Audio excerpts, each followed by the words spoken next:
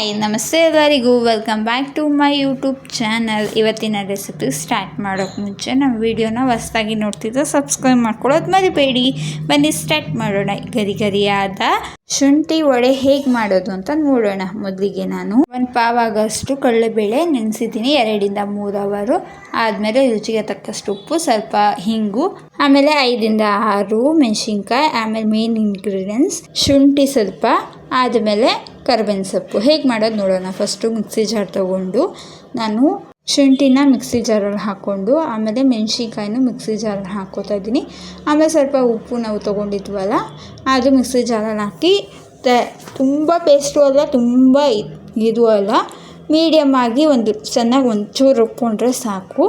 ನಾನು ರುಬ್ಕೊಂಡಾದ್ಮೇಲೆ ತೋರಿಸ್ತಿದ್ದೀನಿ ನೋಡಿ. ಇದಾದಮೇಲೆ ನಾನು ಒಂದು ಪ್ಲೇಟಲ್ಲಿ ಟ್ರಾನ್ಸ್ಫರ್ ಮಾಡ್ಕೋತಾ ಇದ್ದೀನಿ. ನೋಡಿ, ನಾನು ಒಂದು ಪ್ಲೇಟಲ್ಲಿ ತೊಗೊಂಡಿದ್ದೀನಲ್ಲ, ಈ ಥರ ಆದರೆ ಸಾಕು. ತುಂಬ ವೇಸ್ಟ್ ಆಗೋದು ಇನ್ನೂ ಅವಶ್ಯಕತೆ ಇಲ್ಲ. ಆದಮೇಲೆ ಅದೇ ಜಾರಲ್ಲಿ ನಾನೇನು ಕಡಲೆಬೇಳೆ ನೆನೆಸಿದ್ನಲ್ಲ ಅದನ್ನು ಇದೆಲ್ಲ ಹಾಕ್ಕೊಂಡು, ತುಂಬ ಪೇಸ್ಟು ಅಲ್ಲ, ತುಂಬ ಇದು ಅಲ್ಲ, 1-2 ಇಂದ 3 ರೌಂಡ್ ತಿರ್ಸ್ಕೊಂಡ್ರೆ ಸಾಕು. ಸ್ವಲ್ಪ ಕಡಲೆಬೇಳೆ ಇದ್ರೂ ಪರವಾಗಿಲ್ಲ. ನೋಡಿ, ಈ ಥರ ಆಗಬೇಕು.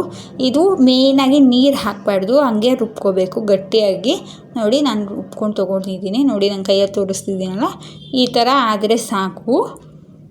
ಅದಾದಮೇಲೆ ನಾನು ಕರಿಬೇವಿನ ಸೊಪ್ಪು ಕಟ್ ಮಾಡ್ಕೊಂಡು ಇಟ್ಕೊಂಡಿದ್ದಲ್ಲ ಅದು ಹಾಕಿ ಸೇರಿಸ್ತಿದ್ದೀನಿ. ಆಮೇಲೆ ಚೂರು ಹಿಂಗು, ಇದು ಫ್ಲೇವರ್ ಚೆನ್ನಾಗಿರುತ್ತೆ. ತಿಂದಿಲ್ದವರು ತಿಂತಾರೆ, ಒಂದು ಸಲ ಟ್ರೈ ಮಾಡಿ. ಆಮೇಲೆ ನಾನು ರುಬ್ಕೊಂಡಿದ್ನಲ್ಲ ಅದನ್ನು ಚೆನ್ನಾಗಿ ಹಾಕ್ಕೊಂಡು ಮಿಕ್ಸ್ ಮಾಡ್ಕೋತೀನಿ. ಇದು ಚೆನ್ನಾಗಿ ಮಿಕ್ಸ್ ಮಾಡ್ಕೋಬೇಕು ಎಲ್ಲನೂ.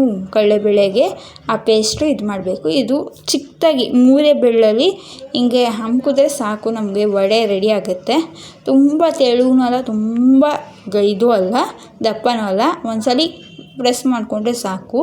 ನೋಡಿ, ನಾನು ಪ್ರೆಸ್ ಮಾಡಿಕೊಂಡು ಒಂದು ತಟ್ಟೆಯಲ್ಲಿ ಎತ್ತಿಕೋತಾ ಇದ್ದೀನಿ. ಹಾಕೋಕ್ಕೆ ಈಸಿ ಆಗುತ್ತೆ. ನೋಡಿ, ಈ ಥರ 3 ಬೆಳ್ಳುಳ್ಳಿ ಹಾಕ್ಕೊಂಡ್ರೆ ಸಾಕು.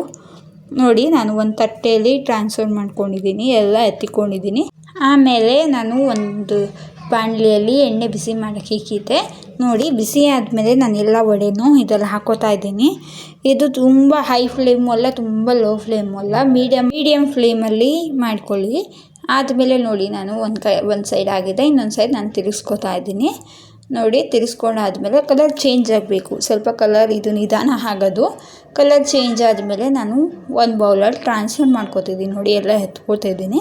ಇದು ನಾವು ಶುಂಠಿ ಹಾಕಿರೋದು ಏನೂ ಫ್ಲೇವರ್ ಗೊತ್ತಾಗಲ್ಲ, ತಿಂದಿಲ್ದಿರೋರು ತಿಂತಾರೆ. ಒಂದ್ಸಲ ಟ್ರೈ ಮಾಡಿ ನೋಡಿ. ನೋಡಿ, ನಾನು ಒಂದು ಬೌಲಲ್ಲಿ ಟ್ರಾನ್ಸ್ಫರ್ ಮಾಡ್ಕೋತಾ ಇದ್ದೀನಿ. ನಮ್ಮ ಗರಿಗರಿಯಾದ ವಡೆ ರೆಡಿ ಆಗಿದೆ. ಈ ವಡೆ ಚಟ್ನಿ ಜೊತೆ ಇಲ್ಲ ಸಾಸ್ ಜೊತೆ ಚೆನ್ನಾಗಿರುತ್ತೆ. ಒಂದ್ಸಲ ಟ್ರೈ ಮಾಡಿ ನೋಡಿ. ಇಷ್ಟವಾದರೆ ಲೈಕ್, ಕಮೆಂಟ್ ಆ್ಯಂಡ್ ಸಬ್ಸ್ಕ್ರೈಬ್ ಮಾಡ್ಕೊಳ್ಳೋದು ಮರಿಬೇಡಿ. Thank you.